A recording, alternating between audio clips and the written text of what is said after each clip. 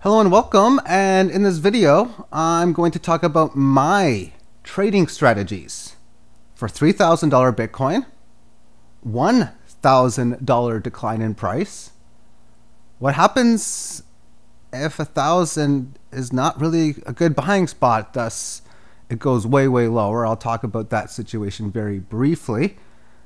And then that of a bull market, from whenever it starts and from, more importantly, wherever, although neither too important in the sense that they're going to happen when they're going to happen. Of course, everything you do is always your own risk reward. Risk reward management's job number one, and I'm merely stating my strategy. As I take a look at this, let me look at daily chart first. As the market was mainly in here, showing its resistance signs, 8,300 down to about 7,300 was the lowest, in which I decided, yeah, I think it's a smarter play to hedge against or for the price to go lower. And when I look back at the mistakes made, I profit took well enough on the way up and in here.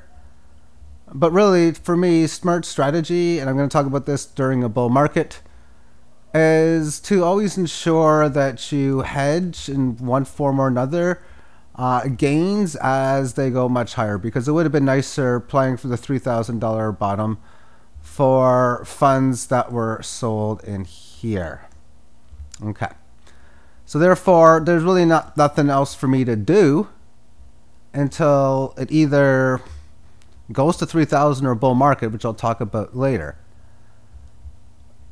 But those funds have been put into in one exchange, that of TUSD, which is the true US dollar. How I'm playing this, it's always it's always equal to X. X is a number. How much it's a number for Bitcoin. The Bitcoin value is always the same. So therefore, if 10 units goes up 20% or Bitcoin goes down, I'm selling 2 of those units to bring it to 10. So it's always going to be worth the same amount in Bitcoin. And thus, what this has been very effective for is on the short-term time frame. When Bitcoin prices go down, generally speaking, that means I'm going to have to do buybacks on a lot of coins, or because coins, just another buy on coins because they go down 20% on all coins, that is. So this helps fund me the purchases a little bit, because when I'm buying like all these other coins, this will actually give me a little bit of extra Bitcoin because I'd be selling some of the TUSD along the way. And when it goes up, and thus the value of such, say, goes to 9 or 9.5, then I'm going to have to buy it back. But I get funded to buy it as usually the altcoins are going to go up, and I'm going to get more sell orders along the way. So I find that a very interesting strategy to do. So that is one of the ways that I've done it. And then you have the USDT, which is the dollar tether, which I'm playing on 3 different exchanges, all with the same primary purpose of buying on the decent size decline. So therefore, I have small amounts of buy orders near the 5,000 mark, even again small around 4,000. So just a couple along the way. When they hit, I'm looking to buy alternate coins. At 3,000, that's when the buy orders would fill. So I would no longer be holding USDT, other than for markets I'm trading it as on a base currency level. But I would turn the US dollar tether that I sold and run the 8,000-ish or so average price of, and then buying it back at 3,000. Therefore, within such, buy alternate coins here and there. And if I'm right, and this area is an area of a bottom, and the markets start to roll higher, even if the bottom is 2,200, 2,100, that's fine enough for me. But if it ends up going significantly higher from that point, which would not be a surprise, then I would expect altcoins to do the same. So all the stuff that I bought at this level would work out. Oh, I bought this one thing at 210 Satoshi when it was Bitcoin 3,000. And then when Bitcoin, say, 5,000 comes, or 6,000, maybe this thing is trading at 725 Satoshi. That's really the inline thinking that I have in place. Now my plan for $1,000 Bitcoin, if it keeps going down there, that's going to suck for me, because I don't mind any moves lower, because one, I know the market's going to do what it's going to do, and I also have myself in position to be hedged against a $3,000 price move lower. But if it just keeps going down to this point, I'm not going to really have any buy orders. So the only real plan that I would have is turning a little bit of whatever fiat currency I can put into Bitcoin is pretty much all I would do.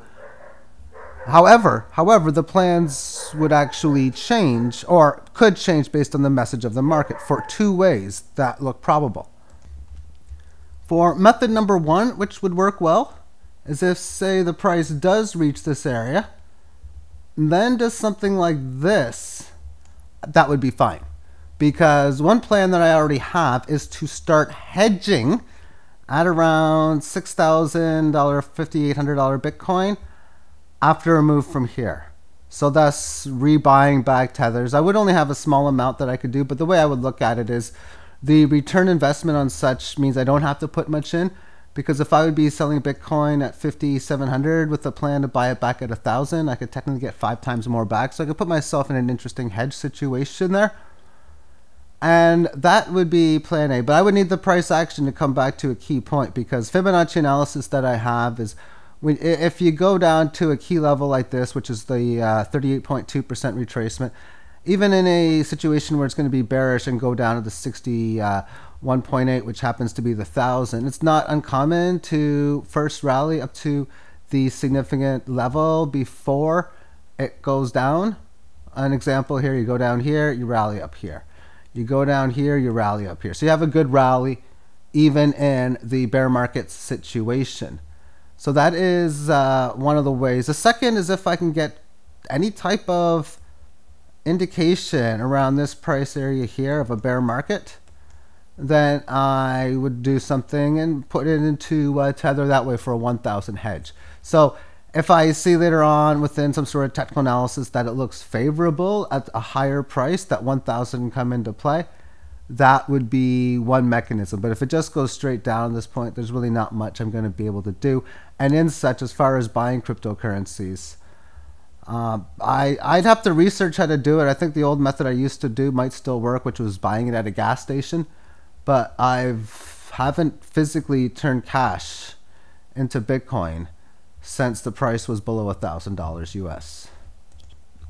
And in the situation where 1,000 it gets broken, well, as far as mathematics is concerned, from the big lows to this high, the area of where it becomes a failed move if it's unable to stay above 1,000. So if I see 1,000 as resistance and starting to pull over, then to me that would indicate a much higher chance that the crypto game is coming to an end. I don't think that's going to happen, but that's what the technical indicators would be telling me.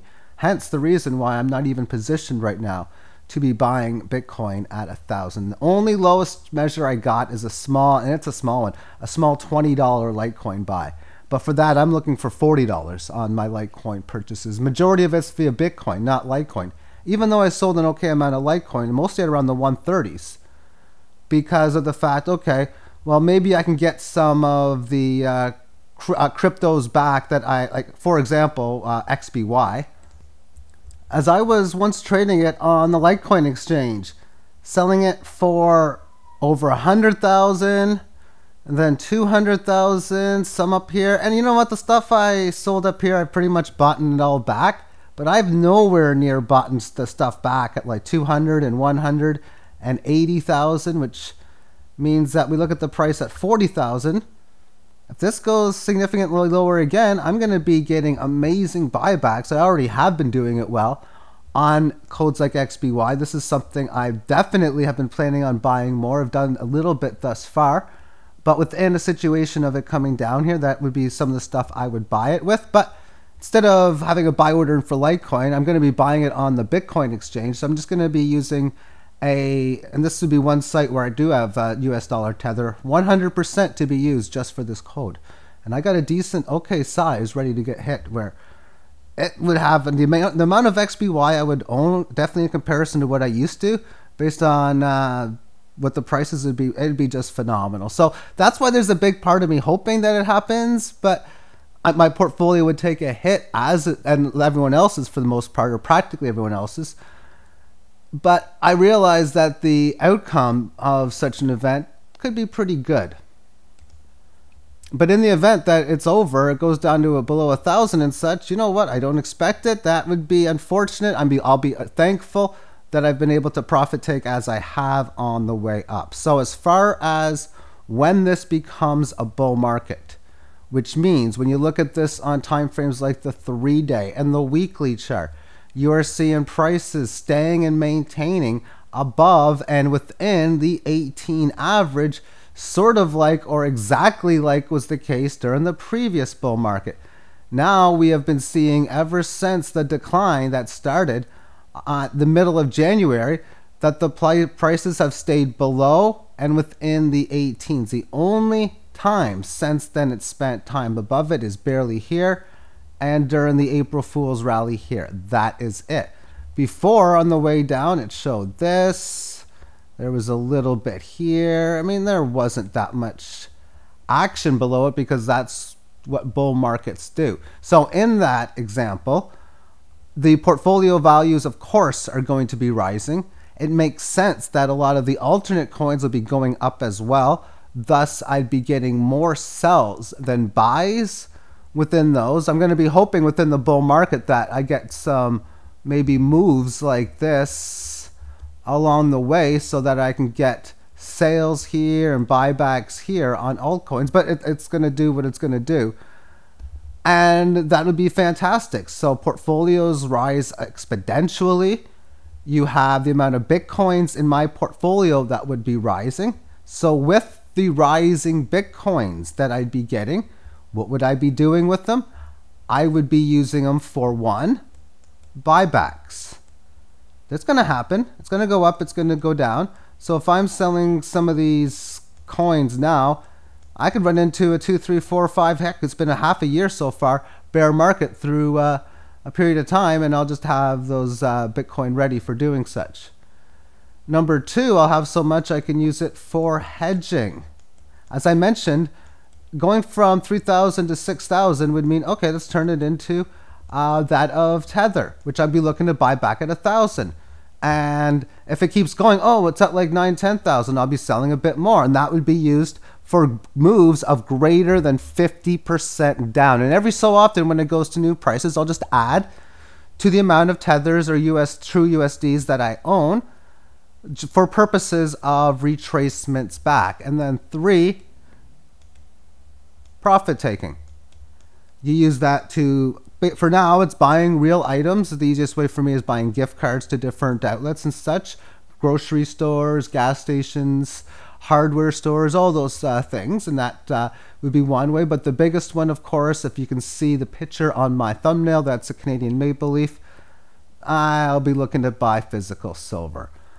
So that is the keys amongst how I'll be doing it. Again, I should have been in more so within this little rule in here, thinking, you know what, just buy a bit. And like literally, if you play the half off game, everything that should be selling at like 12,000 and above would have been bought and back already at 6,000 and of course above, with of course the highest possible sale around 20, which means no buying. And after the highest sale, I wouldn't be buying for 10, 9, 8,000. So I'm going to be going on the 50% down rule as the minimum. And as I stated, if I'm selling at 6,000 after a move from 3, I'm looking for a 6x gain. So even if I do something small, like say 0.1 Bitcoin, heck, even 0.05, 0.05 turns into 0.3, which gives me good buying, a decent amount of buying power. But that just shows I can do a small amount and get a lot more back that way. And again, if I did 0.1, that could get me 0.6 back along the way. So if I can do better than a 2x move down, in this case it would be a 6x, Well, that's a perfect time for me to prepare for a situation, because technically speaking, if price action does go from 3 to 6,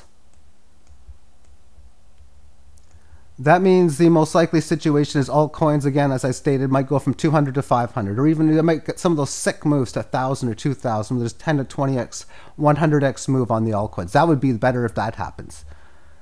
But then if you have something like that, where you go down to 3, either don't support it or don't support it much, either way, in that case, I don't care, and then back down to this point, the amount I would gain just from this trip up, and then the buyback here, and if it actually does what bull markets do, and that, well, I'm not going to say they're all this way, but if it successfully retraces the most that it possibly is allocated to do, and it does such, which would be 1,000, then the amount of profits I could yield from that point on would technically be higher. Whether I want that to happen or not, it really doesn't matter, because all I can do is just stay focused on what the situation is at a current moment and do the best I can to adjust to the message of the market as time duration passes forward. So therefore, time to conclude this video. Thank you for tuning in, and have yourself a great day. Bye-bye.